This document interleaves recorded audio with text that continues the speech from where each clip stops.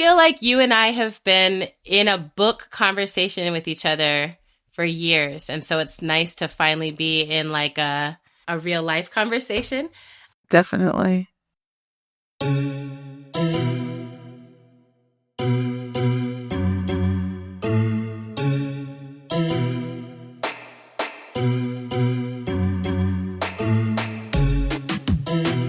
I'm Autumn Brown, front woman of the soul pop band Autumn, a queer science fiction writer, a theologian, a mother of dragons, and a healing justice facilitator for social movements living on Dakota and Anishinaabe land, currently known as Minneapolis. And I am Adrienne Marie Brown, a luscious Black queer witch writer auntie, an apocalyptic cosmic optimist, and a gardener of healing ideas. I live in the land of the Shakori, Skurure, Tuscarora, Eno, and Lumbee peoples, where I am currently losing the battle of breathing in springtime. And this is How to Survive the End of the World. Our podcast about learning from apocalypse with grace, rigor, and curiosity. As a reminder, we have no ads. We are fully listener supported. So you can join our Patreon for exclusive content, behind the scenes, Ask Us Anything, and other delightful OnlyFans-like material for intellectuals. OnlyFans light. I still want people to know that at some point I'm going to be posting my nudes in the Patreon, but we'll get there. Totally. We'll get there. We'll get there when we have to be. My foot nudes. Foot nudes. Your foot. Yeah. Foot nudes. Yeah. I am so excited. We are so excited and so honored. Oh, I was just saying we as like how excited I am, but yeah, also we. Yeah, we and we are so excited. We're so honored. This is the best kind of privilege I think that there is to have on our show the great Sarah Schulman, author of the brand new book that's like literally dropping this month, The Fantasy and Necessity of Solidarity. I'm sure many of our guests already know who this luminary is, but I'm going to read her bio. Sarah Schulman is a novelist, playwright, screenwriter, nonfiction writer, and AIDS historian. Her books include The Gentrification of the Mind, Conflict is Not Abuse, which is my favorite all-time book title ever, and Let the Record Show, A Political History of ACT UP, New York, 1987 to 1993, and the novels The Cosmopolitans and Maggie Terry. Schulman's honors include a Fulbright in Judaic Studies, a Guggenheim in Playwriting, and honors from Lambda Literary, the Publishing Triangle, NLGJA, and the American Library Association, and many others. Her writing has appeared in The New Yorker, New York, Harper's Magazine, The Atlantic, The Nation, The New Republic, The New York Times, and The Guardian. Schulman holds an endowed chair in creative writing at Northwestern University and is on the advisory board of Jewish Voices for Peace. Sarah Schulman, welcome to the show. Yeah, it's so great to finally meet you guys. Yeah. I was just saying to Adrienne that our names are always together in the same sentence everywhere, but this is the first time that we're meeting. Yeah. It's so cool.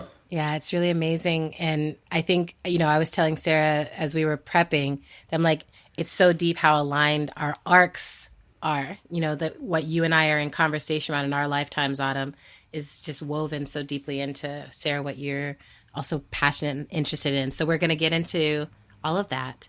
Mm-hmm. But before we do, we just like to start by grounding ourselves in how we are doing right now in this moment on the clock of the world. So Sarah, how are you today? Well, I'm here in Chicago. I teach at Northwestern, and yesterday was a remarkable day of resistance that was organized by the faculty. Yay. Actually, because we're facing these fake anti-Semitism charges from the government. Yes. And also all the anti-DEI stuff. Yeah. And our faculty has been so bold in speaking up to the administration. It's really been a great experience. Amazing. That's inspiring. That's great. Welcome. Autumn, how are you doing, my love? Wow. I'm having like a mini Mercury retrograde day. Sarah and Adrienne can see this. Our listeners can't see it, but I'm recording into my phone, which is sitting on a very tall stack of books right in front of me. So I'm having like a different kind of recording experience than usual because my microphone's not working. And I have had a kind of a harried running late morning because I have to unexpectedly buy a new car. And so it's just been a lot. It's been a lot. But surprisingly, I'm in a great mood right now, and I'm just so excited to be in this conversation. I was so excited to get my advanced reader's copy of Fantasy and Necessity of Solidarity and to start reading it, and I just feel like you're speaking some medicine into the movement right now that is deeply needed, and I'm so excited that we get to be in conversation with you about it today. And there's something just kind of mystical in the timing that we decided to do a solidarity season and that you were releasing this book on solidarity into the world at the same time is just amazing to me. So I'm feeling the miracle of all of that. Adrienne, how are you, sister? I am also like, there's a part of me that's just a wagging tail because I'm just like, I can't believe we're getting to be here together. Wow, that was really good. That really does sound like a tail wagging. I don't know what you're doing, but wow. It's just my chair. Oh, okay. So I was like, do you have a tail now? Anyway, so people change so fast. I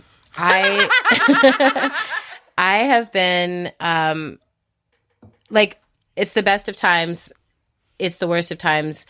I keep having these like days where I'm like, oh, everything that happened at the level of my life, my relationships, my friendships, my family, my contacts is all so beautiful and clear, channeled and like proactive. And I just feel so mature in my life right now. But then at the level of my body, I feel like I'm really beset by the challenges of being in the world right now. And the image that I want to give people is like me standing at the window, maybe like the two kids in the Cat in the Hat looking out at the snow, just like forlorn and like I can't go outside. But instead of snow, it's just pollen. And I'm just like standing at the thing like, I want to go to that party, but I can't go outside because of all the pollen. Like it's so, and I'm trying not to feel sad for myself, but literally, I mean, I probably will have multiple sneezing fits during this recording, but right now I'm doing the full like neti pot, Afrin, like you just trying so hard and just being like, I don't understand where in my body all of this could be coming from because my head doesn't feel big enough for what's coming out of it. And I just want people to know that, that's that's what I'm dealing with. Mm-hmm. But I'm also grateful that it's spring and that I get to experience another spring on this beautiful planet. So both and both. There you go. Okay, good. So landing in gratitude. Landing in gratitude generally. Mm-hmm. And also I got in the pool yesterday for the first time in a while, and that feels good. Good job. Like, I'm just like, get back in, get on the horse, get in the pool. Look at that horse in the pool. So look at that horse. Look at that horse. Look at that horse. Sarah, I think we have like. So the other thing I wanted to say is, Autumn, I know you didn't mean to be rubbing it in, but I did not get my advanced reader copy through hijinks and stuff. It's not I can't tell. Mercury retrograde. I think it's truly Mercury retrograde because I have like so many people who've been trying to get it to me, and I thought it was like a mail issue, and I went to the mailbox. I did learn that my mailbox app was broken or something. So anyway, but I don't have the advanced reader copy, and I never like to show up for something where I'm like, I didn't have I didn't do my homework, but I also feel like because our conversations are so overdue that we're fine. So Autumn has done she has the questions that are like, we got to deeply read. And then I have the questions that are like the larger meta questions. And I think it's going to be balanced, but I want you to know that because normally I would never do a conversation with someone without being like, I read the book and I've got it all annotated. But that's coming too. It's on my horizon, yes, but I do want to know, when did it become clear to you, based on everything you've been writing and working on, that solidarity was where you wanted to go next? I've been in the movement of Palestine solidarity for about 16 years. Mm-hmm. And when the Israeli assault on Gaza began and the American campuses started to explode, I realized that all of this activity that had seemed very marginal and sometimes it had seemed futile, and that was like the politics of repetition for so many years, actually was building an infrastructure that the current movement could sit on. So organizations like Students for Justice in Palestine or Jewish Voice for Peace, they're 30 years old. Yeah. You know, books were being written, ideas were being developed, movements were being built, and when the students needed them, they were there.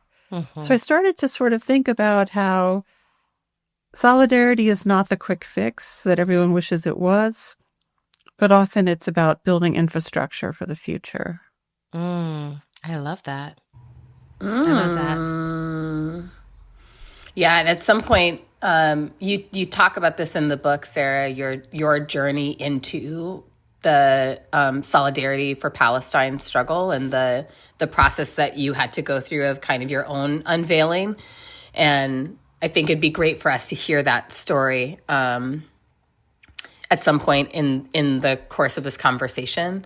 But before we get there, I think we want to stay a little bit zoomed out still. Right. The title of this book is The Fantasy and Necessity of Solidarity. I have to say, you stay winning with book titles. Like, I know you are a title. Your book titles are your title queen. Do you do your own titles or does someone else? I do. I want it to be that if someone's not going to read the book and they just read the title, like, they'll have something to think about. Yeah. Yes. Know? I mean, wow. What a juicy one. What a juicy one. Yeah, because it's all right there. It's all right there. And you do you make this argument in the book that we are kind of misunderstanding solidarity, that on some level in the way that we talk about it in movements, that there's kind of a misunderstanding of what solidarity is. And then you give us a ton of case studies and lived experiences of what it actually looks like. So again, with that more zoomed out view, can you kind of break it down for our listeners? Because no one who's going to be listening to the show will have had a chance to read the book yet. What would you say is the case that you're making for what's missing from how people define solidarity and what you're inviting people into with this book? So the purpose of the book is to make solidarity more doable. And the first step towards that is to strip away the concept of heroism, perfectionism, and rescue. Because that, I think, keeps a lot of people from entering into that relationship because they're afraid they're going to do something wrong. Or they come into it and they think, I'm going to be able to fix this, and they're not going to be able to. So if we understand that solidarity is a relationship of error, of small steps, of building for the future, it's a lot easier to participate.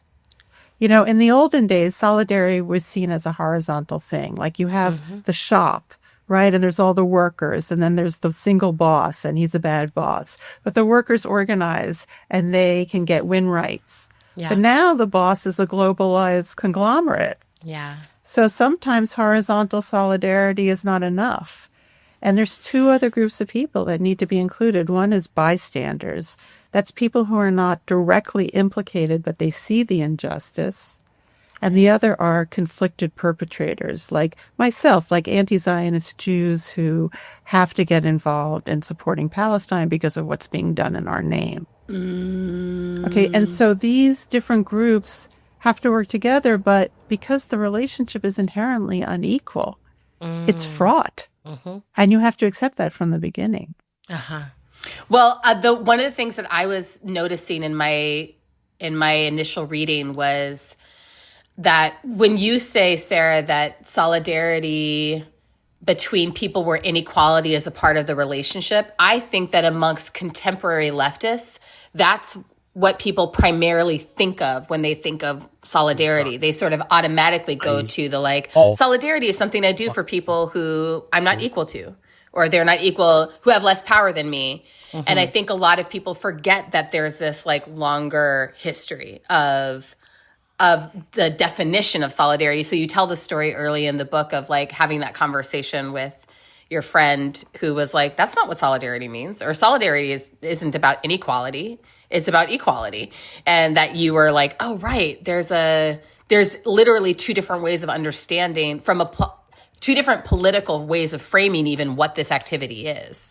Yeah. I've also had the experience of asking for solidarity. You know, I grew up in a very homophobic and sexist family, and I begged my relatives to help me, and they wouldn't. So I've been through that. I'm a queer woman in the culture industries where I'm completely dependent on solidarity to get anywhere because there's so few people like me in power positions. So I have some insight from the other side as well. So I'm looking at it in a dynamic way. Okay, so that helped me, Autumn, because what we want to understand is like, what are the conditions that can make these different forms of solidarity actually successful or effective? So I go through all these different case studies of very eclectic, interesting individuals who did all kinds of creative, weird things, some of whom have not been documented before, and movements that maybe we don't know about, but that achieve some level of forward moving, even if they didn't solve the problem. And it's through all of these different perspectives that I'm trying to give us a different view. So, for example, in 1980, I was a reporter for Woman News, which was a feminist newspaper. So I'm 22 in this story. And we received a press release from a woman named Wilmette Brown. Do you know who that is? No. Okay, so she was a lesbian in the Black Panther Party. Hell yeah. And she ended up joining Wages for Housework, which was a kind of a cult, but it was a very interesting one. And she created a fake group, basically, called New York Prostitutes Collective. And she called for a press conference. So we went to the press conference, and Black butch woman. In 1980, you never saw a person like that on television. But because of the prurient interest that the media had in New York Prostitutes Collective, all three networks came with their cameras. And Wilmette got in front of the camera and announced that prostitutes were raising their prices for the Democratic Convention. And I realized that this was brilliant action of solidarity because she manipulated these men behind these cameras and got the story on all three 6 o'clock news programs. And I don't know how many people able to say, well, our prices are going up. Yes. And I just thought, this is brilliant. It's a combination of performance art, right? Knowing your enemy, and creativity. So I start with that example. I love that. And for you, that's that in terms of the different types of solidarity we're talking about. That would be a distinction. You're distinguishing that as like the version of solidarity where, would you say that that's solidarity among equals? Would you say that that's like... Well, she wasn't a sex worker. I mean, prostitute was the word that was used in 1980, right? Right. But she had this idea, and it certainly didn't hurt anybody to hear that on television. Another example I give is after Franco died, the fascist dictator in Spain, there was a period of transition during which abortion remained illegal as it had been under fascism, and it was also illegal for Spanish women to leave the country to get an abortion. And there was a group of French women in the south of France who were helping Spanish women cross the border into the south of France and getting abortions from French gynecologists at the time. So then they would send the women back to Spain and give them a task, like talk to this person or do this errand. And they wouldn't, because these women had been raised under fascism and they had fascist ideology, and they would get their own abortion and then they wouldn't help anybody. So the French women had to say, does that mean that our project is a failure? Does that mean that our solidarity has failed? And the conclusion they came to was no, because these women got abortions that they needed. The fact that they didn't become like us is an unreasonable expectation. So I thought that was a very interesting example. It's also, right. And go ahead. I was going to say, it's also really beautiful to think about. One of the things I'm always troubling for myself is like how to hold the line of like organizing or inspiring or supporting or showing up for people, and like holding that separate from manipulation, right? And it's so often like we without meaning to, we create manipulative experiences where it's like, this is now transactional. Like, we'll help you if you help us. We'll show up for you if you show up for us in equal measure in some way that we can see. And I've definitely seen that over the course of my organizing life between Black and Jewish communities, Black and Latino communities, Black and Arab communities, different, spaces where I've been tuning in and paying attention to it and being like, oh, we can't do solidarity in a transactional way. We have to do solidarity because it's what we believe is most liberating for ourselves. And that it's like we're aligning ourselves with the vision of the future that we most want. And that feels like, such a perfect example of just being like, this is not about manipulating y'all into becoming something other than you are. It's about aligning with our own vision and values and helping that to show up in the world. Beautiful. Right. And there's a way that what all of this speaks to is motive, motive for engaging in solidarity work. And I really appreciate, Sarah, in the book, how much you bring into the light the fact that there is a sort of personal journey of transformation, like an individual, like deeply internal journey of transformation that's happening as a part of this activity. And that,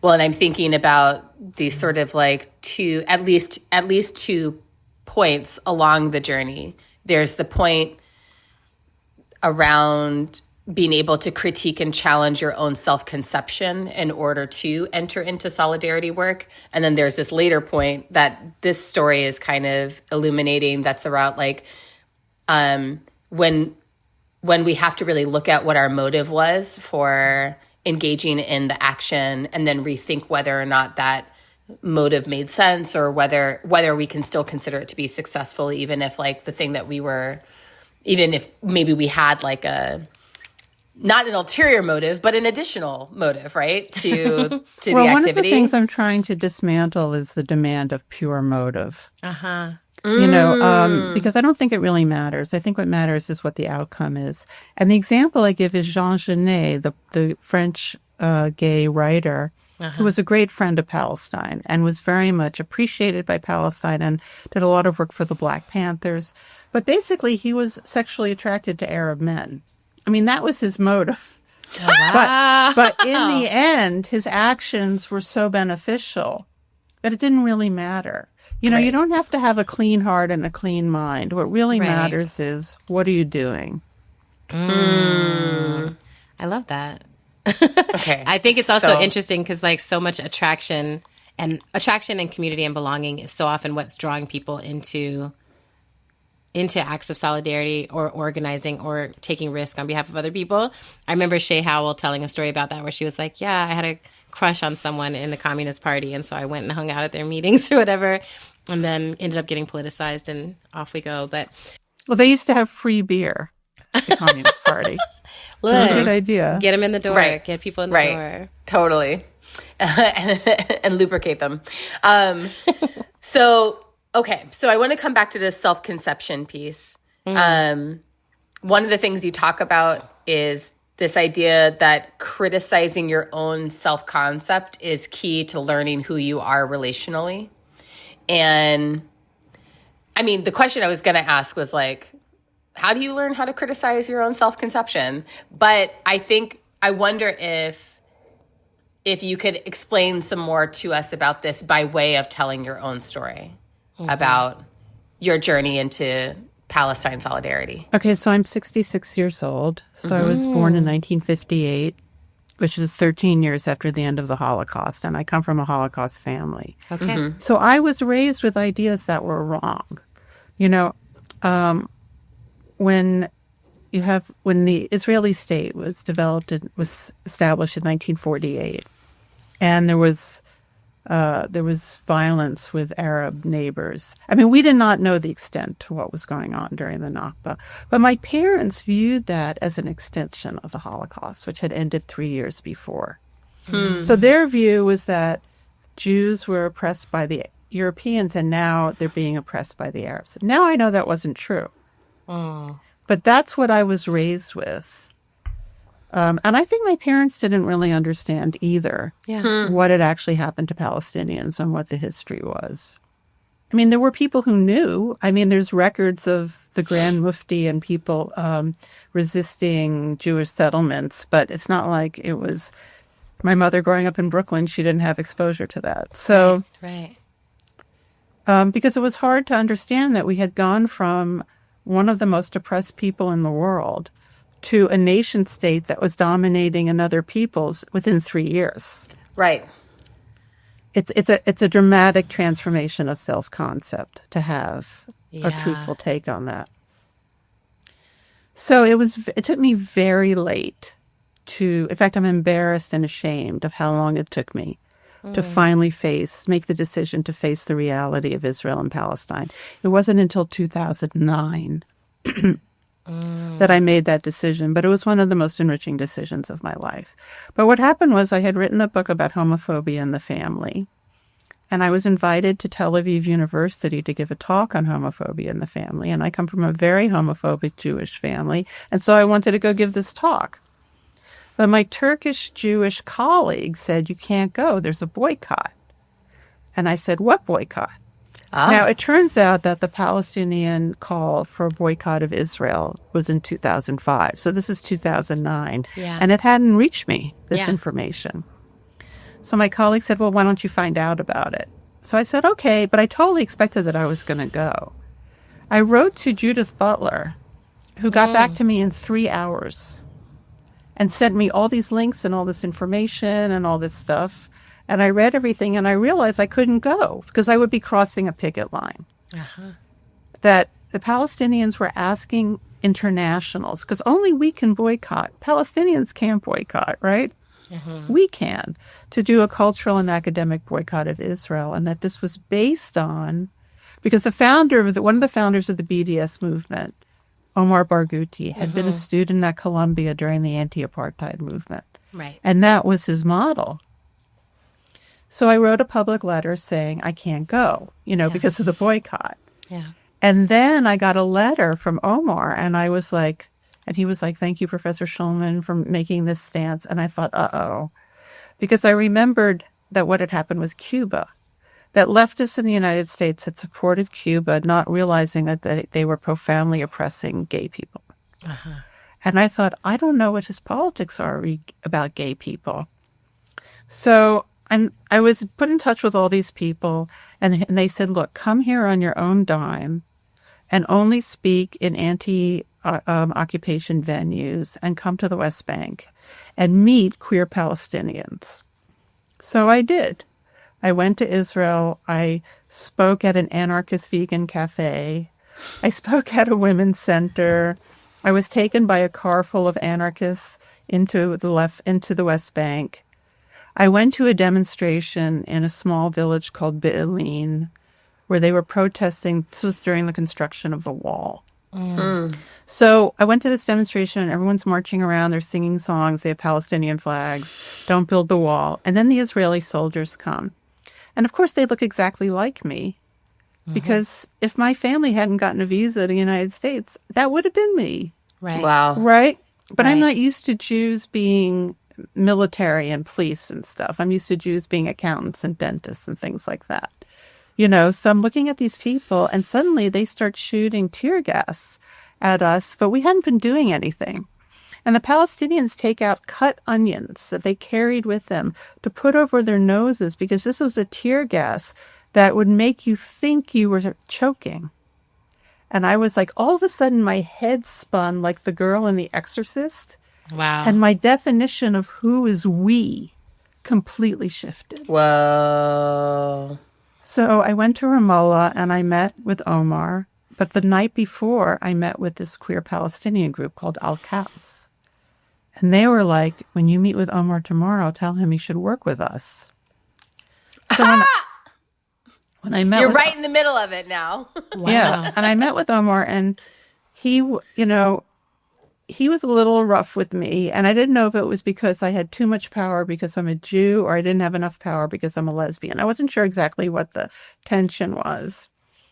But I said to him, I met with Al-Kaus and they want you to work with them. And he said, well, they haven't come out for BDS. If they come out for boycott, divestment, sanctions, I'll work with them. Oh, wow. So, and then at the end of the meeting, I said, what can I do to help you? And he said, you're creative. You'll think of something, which was a very smart thing to say because it's not his job to think of my strategy. Right. Right. Exactly. So I go back to meet with the Alcaus people and they're like, well, two things happened. One was they said, you should bring us to America to meet American queer people. So I spent the next year fundraising. And I raised like $40,000. And I brought 3 leaders of the queer Palestinian movement to 7 U.S. cities on this tour. And each city was a different community. So there was like the Black gay community of Chicago, the Arab queer community of the Bay Area, the public university, the private university, the Democratic Party. By the time they had finished, so many people had heard about them, met them, seen them. It was like a revelation for the American queer community to have this relationship. And then when they went back, Omar contacted them because they had created so much visibility on their tour. And they did start a group called Palestinian Queers for Boycott, Divestment, Sanctions. Yay. So they did do what he wanted. And when you looked on the BDS website, both in Arabic and English, it listed them as a member group, Palestinian Queers for Boycott, Divestment, Sanctions.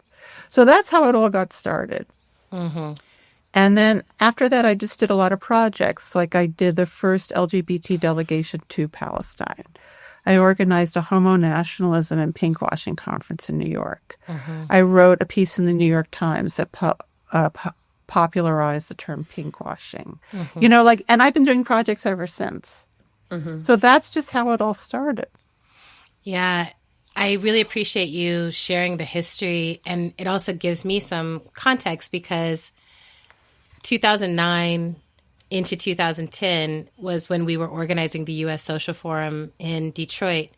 And that was the first, I was aware I had been somewhat politicized, but that was the moment where I had to make my first, like, what I would call choice to take a stance and actually hold the line because an Israeli group submitted a proposal to do, talking about basically being the only queer haven in the Middle East.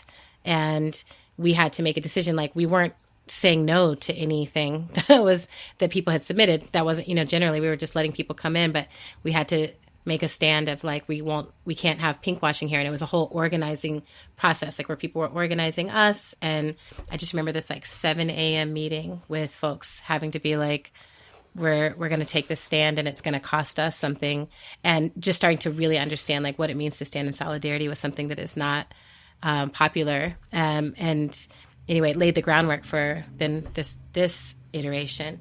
But thank you for the story, but also thank you for all that weaving. To me, it sounds like the weaving, I think of it as running between the trenches, and just being like, oh, I have enough privilege to move between some of these spaces that maybe other folks aren't moving. And well, I opened my book with a quote from Hadir Shafi, who is a Palestinian lesbian leader. And she says, think about what you can do, not what you can lose, which is a great way to go. And also in the new book, I have a history of pinkwashing so people can see that it was a deliberate public relations campaign that the government funded. It's not this thing in the air. It's real. So I hope that will be helpful for readers. I think that's going to be super helpful. Autumn, I think you should ask the question, the other question about the conflicted perpetrator first, since we're here in this territory, and then I'll come back because I have another question I want to ask.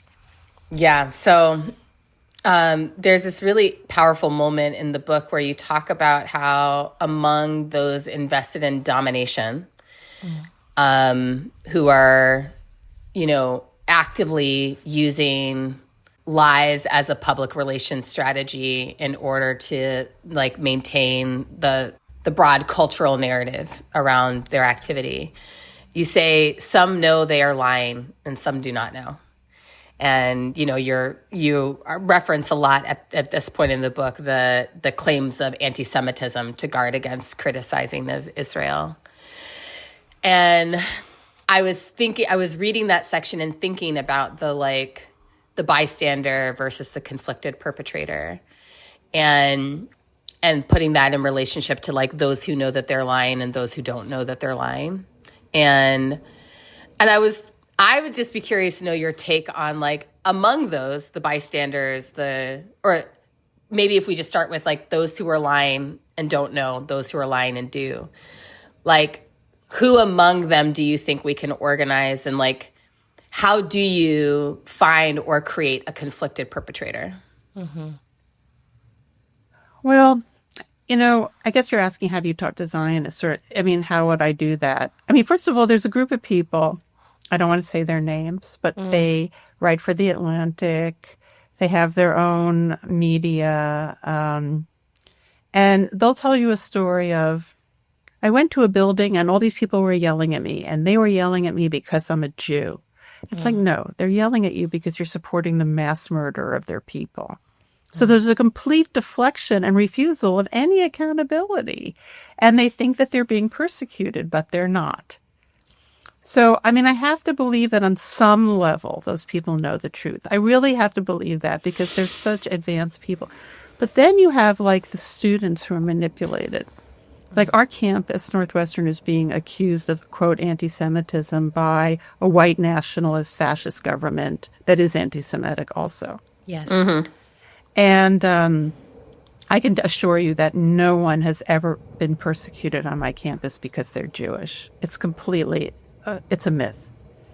But we have some students who are Zionists who are being fed this idea that watching anti-Zionists of all backgrounds sincerely oppose the war on Gaza is somehow oppressing them. Is they feel threatened by it. And they authentically do feel threatened by it. But the institutions like Hillel and things like that are encouraging this victimization feeling are not helping them see the difference between feeling threatened because they have to question themselves versus being persecuted. And this is something I went into in Conflict is Not Abuse, that, I think people feel victimized by opposition for two basic reasons, either because they're supremacists or because they're traumatized. And those are not distinct. You could be both. Right. But if you're supremacist, you're raised with this idea that you shouldn't have to question yourself.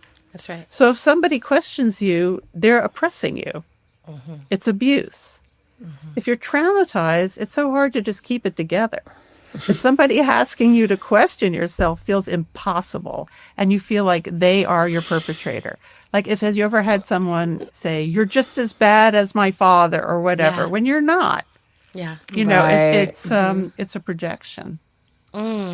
Yeah. Okay. I'm really glad you went there because, I've really been thinking about the arc, and particularly the arc between thinking about conflict and thinking about solidarity. And for me, I have found that solidarity becomes a way, it's almost like a measurement of health. It's like, I know how to do conflict well, and that means I can actually do solidarity well. Like it's very connected, right? It's like once I stop being scared of conflict and recognize that like it's tension and conflict are part of biodivergence, and then we have to be in conflict to help pull people out of these systems of oppression or of thinking that they're persecuted when they're actually not, they're in power. So much of what Autumn and I talk about on this show all the time is about having difference and conflict and not seeing that as a crisis, but actually seeing it as respect, seeing it as a sign of like equality in the relationship and just relationship, period. Just like, we are in relationship. And because we are in relationship, there will be difference and there will be conflict. And so we wanted to ask you to bridge between those teachings of conflict is not abuse and solidarity. And do you see this same line where it's like being able to be in conflict well is a core part of being able to be in solidarity? You have to accept that you're going to make a lot of mistakes. I make mistakes all the time, like every day. Same. And sometimes people that you're working with get very angry at you and they never forgive you. And that's a hard thing to carry. But that's the way it is. But, as someone I've been in Jewish Voice for Peace since 2010. And this is the largest anti-Zionist Jewish organization in the world. We now have 34,000 members. Yeah. And one of the things you learn there is how to talk to Zionists, because it's not to change their minds. It's like talking to anti-abortion people. You're not there to change their mind. What you're there to do is to create a theater of ideas for the audience so that you can expose their positions Mm-hmm. You can break down what the real issues are, and the people in the audience have more information when they leave. So it's really a performance. But don't try to change those people's minds, because you probably won't. Well, and I think that that's actually a core piece of conflict generally, right? It's like if you're coming into something and you're like, I'm trying to change you, I'm trying to change your mind, then it's almost like from the very beginning of the conflict, it's not going to go well versus like, yeah, I mean, the one purpose is this, right? Doing it publicly where you're like, we're going to expose something for an audience. Or another thing, which I think is just being able to tease out, like, we do have this difference. And like, given that we have this difference, how are we going to share this space, share the world, share whatever it is? And sometimes you can't. I mean, yeah, exactly. And sometimes you can't. Or like finding, to me, then the long line of that is like, then you have to land in the boundary, which is, we cannot do this together, at least not at this time. So what is the appropriate boundary? And I feel like this past, 18, 19 months now, of this round of the Palestine struggle, it has been so elucidating on all of these fronts, because I really found, very early on that I was like, I have no interest in trying to argue with Zionists. I'm deeply interested in being in solidarity with Jewish people, with Palestinian people, with Arab people, with anyone who's actually in this and focused on Palestinian freedom and liberation and equality, and Jewish safety and all the other things. I was like, I think we can hold all of this. And I think there's a ton of people who are holding a sophisticated, but also simple. It's just like, we just all deserve to be here. Like, do you get that? Okay, then let's move forward. And by here, I mean on earth, alive and safe. And then we have to figure out the rest. But I also found, I'm like, it's not for me as someone from the U.S. who has never been to Palestine. I'm like, it's not for me to be telling folks, here's what you need to do over there. Like, here's my solution for you. Here's how many states you should have, any of that. I'm like, there's something anarchist in me that comes up that's like, that's not my job. It's like, my job is to be in solidarity, where I'm like, what I know is my country is causing more harm than good in this situation, and is not moving from a pure place. And so how do I be in solidarity as a U.S. citizen? I mean, Palestinian society is like any other society. It's multidimensional. Exactly. Right? There's millions of factions. Yes. And they have all different shit with each other. And part of the job of being in solidarity is staying out of that. Exactly. Say more about that, Sarah. Well, I have managed somehow to some degree to stay out of that. Because it's like you said, it's not my ball game. The thing that I'm more interested in is revealing, because when you do debate with Zionists, the thing that ultimately gets revealed is that they want a state where you get different rights based on your religion. Yeah. And that's fundamentally something that Americans were raised to think is bad. I mean, until now. Now we're in the paradigm shift, right? Yeah, right. But they really have supremacy ideology. And so your job is to expose, that's my job, is to expose that. And then is to listen to Palestine and also to hear them, which are two different things. And to hear that they're like everybody else. And they have all different kinds of interests. They have all different kinds of religious beliefs. They have atheists. They have lesbians. They have feminist coalitions. They have everything that everyone else has. And, there's a fear on the part of many Israelis that if there was one state, Palestinians would all vote as a bloc, but it's impossible. They could never do that. Just like Jews could never vote as a bloc, because there always will be the extremist religious people, the communists, It's a dehumanizing perspective. Exactly. I think it's so interesting, right? It's like, to me, one of the ways you're stuck in supremacy thinking is when you think any block of people is going to all behave the same way at any given moment. And even in the situations where it seems like everyone is, I'm like, there's always, like you said, I love this conflicted perpetrator, or there's always someone in there who's like having doubts whether they've been able to articulate them or not. And part of our job is humanizing ourselves enough to see the humanity in everyone else, right? I want to say thank you to you, because when you lay it out on the timeline, when you said like, oh, you're 66, I'm like, okay, so you're, basically a generation ahead of us. And you when you're talking about when you were starting to do this work, like when you said like 1980, I was like, okay, cool. I was 2, right?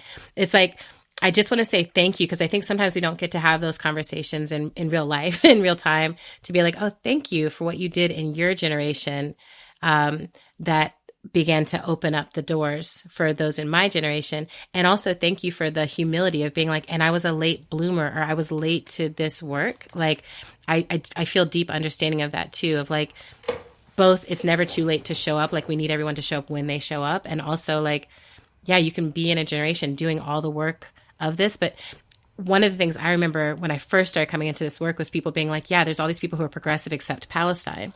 And that's Mark Lamont Hill wrote a book about this. And there's just so many folks who have really like helped me understand this, because I would be in relationship with so many people. I was like, I don't get it. Like you can see the humanity of the situation in every other circumstance except this. And I think there's so many people still like that, where like everything else is aligned, but they're going to be late to this, or they are already late to this. I think they have 2 major fears. One is giving up Jewish exceptionalism, which people are raised with. And the second is losing their families.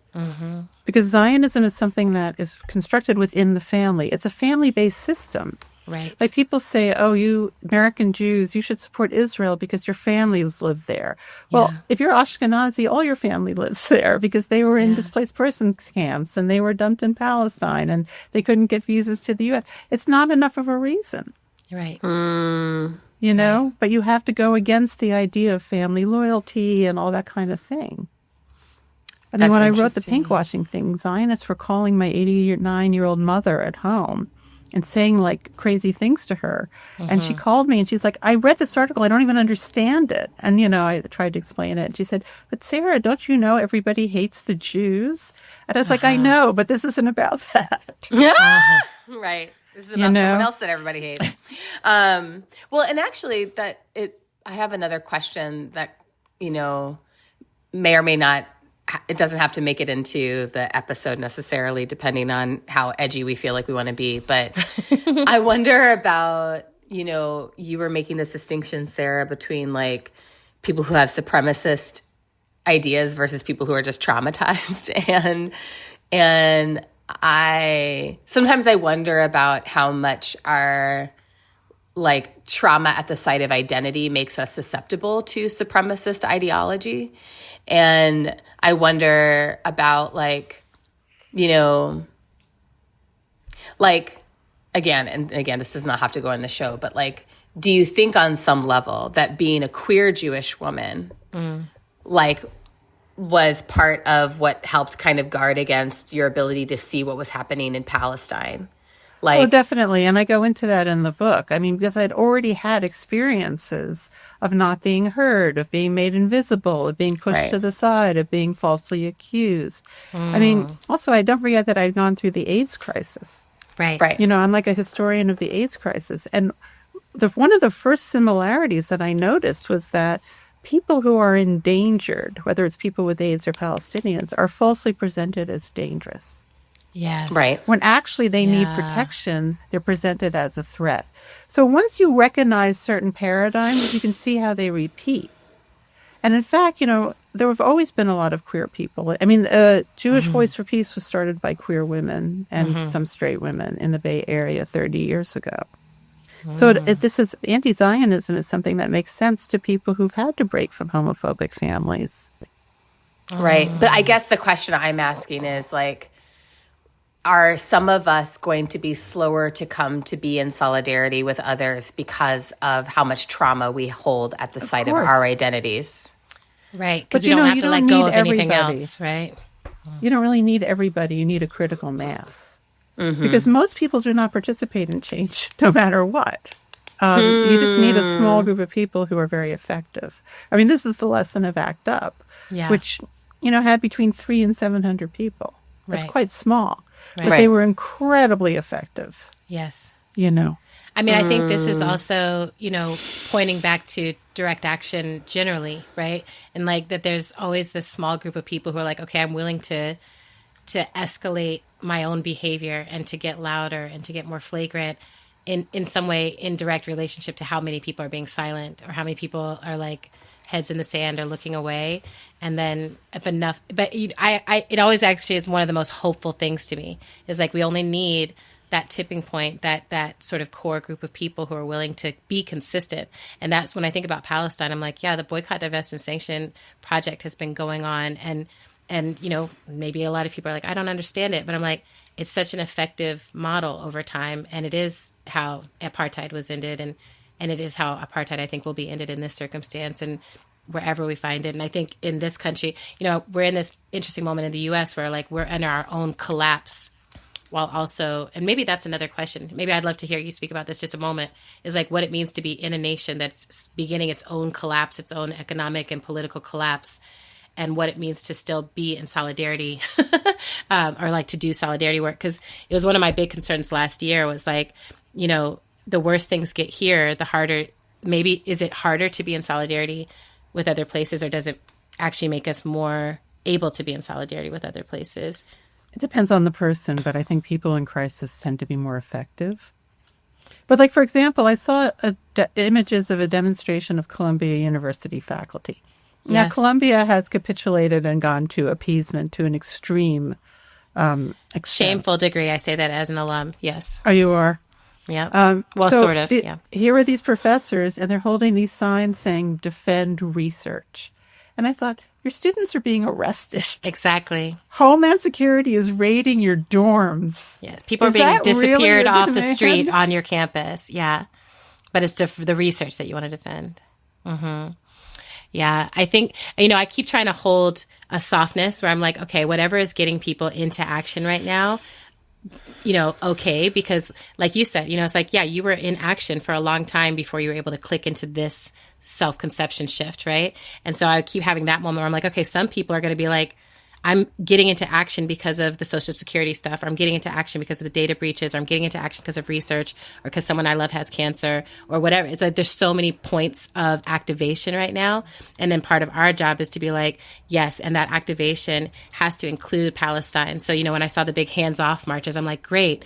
The ones I saw hands-off marches and I saw Palestine marches on the same day. And so I just posted it all, like it's all connected. It's all of the same thing. And I know, because I know how the left is, that I'm like, I'm sure there's all kinds of internal struggles happening, and like they're not Palestine enough, and they're whatever. But I'm like, what I can see is like there's an uprising happening, and like if all of this uprising is happening, it's eventually going to be flowing in the same direction, because we're all actually moving against the same oppressive forces, even if we don't. I mean, our biggest obstacle is that Trump has seized the means of enforcement. Mm-hmm. So even if judges rule correctly, how do we enforce those rulings? Yeah. And that's our biggest problem at the moment. Well, I feel like we have to have conflicted perpetrators who are willing to not follow orders. That's right. Yeah. We need some defecting Republicans. Absolutely. Defecting Republicans. And we also need, I think this also the ACT UP part of it. like I'm very excited by the direct action possibilities at this time and what I'm already seeing. Shake these bones, oh God, shake these bones, shake. Thanks for listening to our show. We're on Instagram at End of the World PC, and we're on Blue Sky as ourselves. You can make a sustaining donation to our show by visiting our page at patreon.com/endoftheworldshow. Another incredible thing you can do to help our show sustain itself is to write us a review on Apple Podcasts if you're an iPhone person. This helps people looking for good new content to find us. Thank you. How to Survive the End of the World show is produced and edited by the emotionally awakened Zach Rosen, and transcripts are in our show notes and on our website at endoftheworldshow.org. Music for today's show comes from Autumn, the band, Tunde Alaniran, Mother Cyborg, and the Bangsons. And scene. We did it. Yay! And scene. Thank you so much. Yeah, thank you so much, Sarah.